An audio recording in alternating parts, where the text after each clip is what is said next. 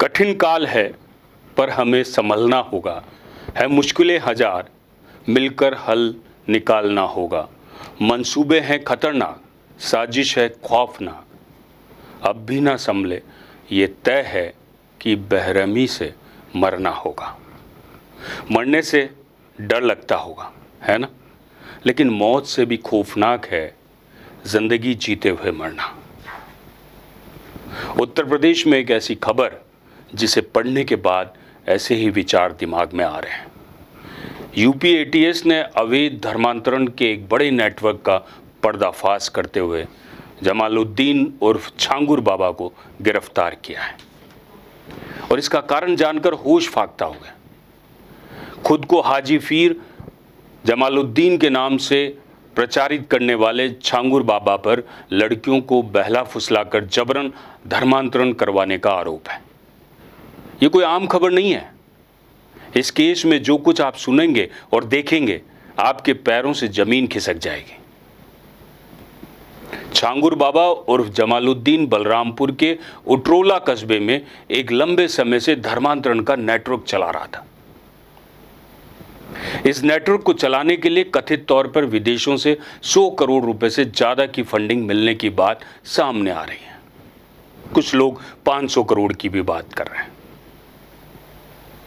भारत में विदेशी फंडिंग और धर्मांतरण का नेटवर्क से मतलब यह हुआ कि इसकी पहुंच पूरे देश में फैली हुई है। छांगुर बाबा के पास करीब 200 से 300 करोड़ की संपत्ति बताई जा रही है। यह सारी संपत्ति उसने अपने करीबियों के नाम से खरीदी हुई है।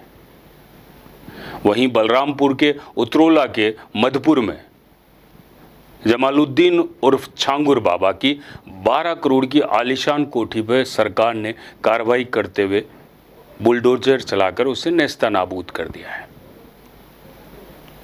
जांच के दौरान सामने आया कि आरोपी छांगुर बाबा अपने एजेंट्स की मदद से लड़कियों को बहलाकर धर्मांतरण के लिए प्रेरित करता था। एटीएस की जांच में यह सामने आया कि जलालुद्दीन और छांगुर बाबा ने लव जिहाद के लिए शिजर ए तैयबा नामक किताब छपवाई थी। सोचिए, प्री प्लांट सब कुछ।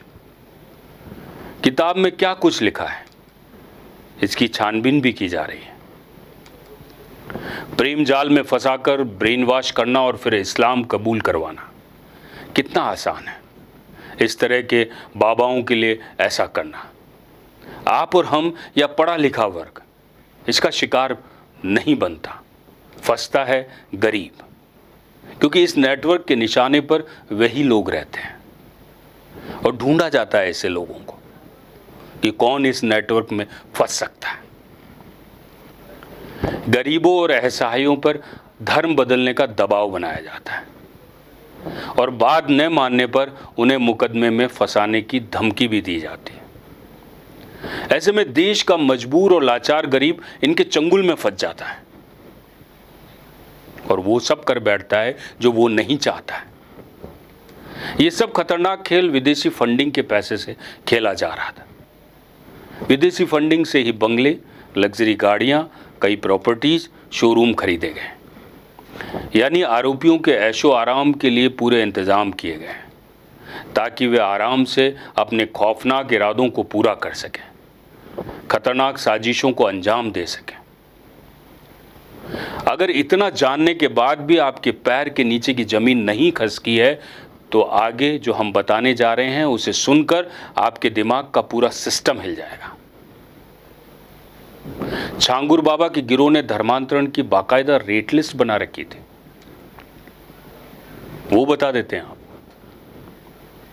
ये रेट लिस्ट क्या थी।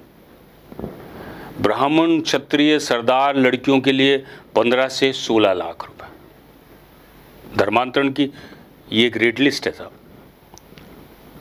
वापस बता देता हूं, ब्राह्मण, क्षत्रिय, सरदार लड़कियों के लिए 15 से 16 लाख रुपए, पिछड़ी जाति की लड़कियों के लिए 10 से 12 लाख रुपए और अन्य जातियों के लिए 8 से 10 लाख रुपए। जाति के हिसाब से धर्मांतरण की रेट लिस्ट, और ये सब हमारे भारत में ही हो रहा है। जांच में यह भी सामने आया है कि बलरामपुर से गिरफ्तार जमालुद्दीन और छांगुर बाबा के 4 करीबी पूर्वांचल के कई जिलों में अवैध धर्मांतरण कराते रहे हैं और करा रहे हैं। इनके खिलाफ आजमगढ़ के देवगांव थाने में 25 मई 2023 को केस दर्ज हो चुका है। एफआईआर में कुल 18 लोगों को नामजद किया गया था, जिनमें छांगुर बाबा के करीबी शामिल हैं।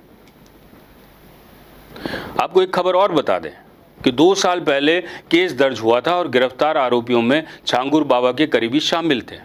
क्या ये सवाल नहीं पूछा जाना चाहिए था कि यदि उस समय पुलिस का इन एजेंसियों के ऊपर कड़ा एक्शन हो जाता,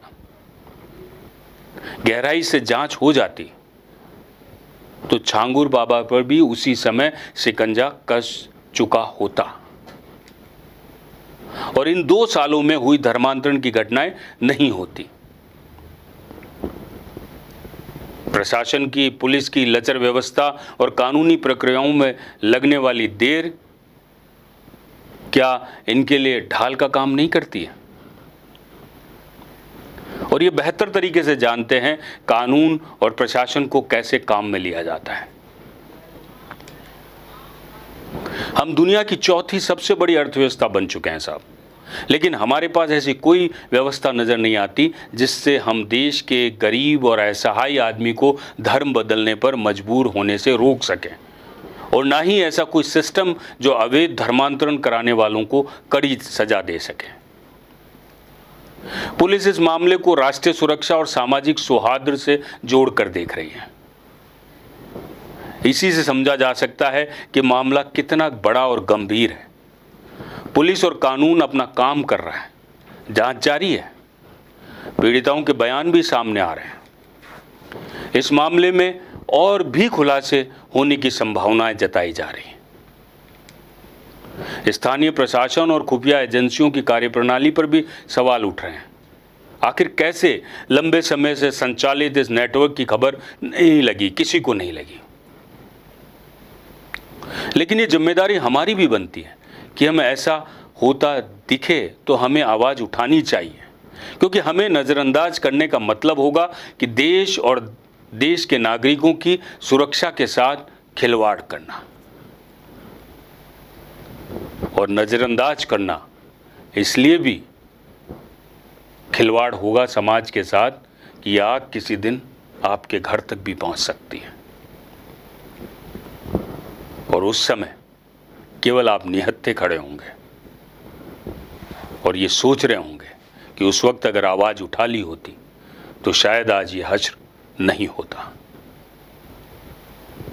सोचिएगा जरूर और जानिए, धर्मांतरण के किस्से हर रोज आ रहे हैं। पिछले दिनों मध्य प्रदेश में बौद्ध धर्म की ओर से धर्मांतरण किया गया। ईसाइयों का एक बड़ा जखीरा इसमें लगा हुआ है। क्या हिंदू समाज, सनातन समाज जिसकी बात हम कर रहे हैं, जागृत है? और अगर जागृत है तो ये किस्से क्यों हमारे सामने आ रहे हैं? नमस्कार, जय भारत।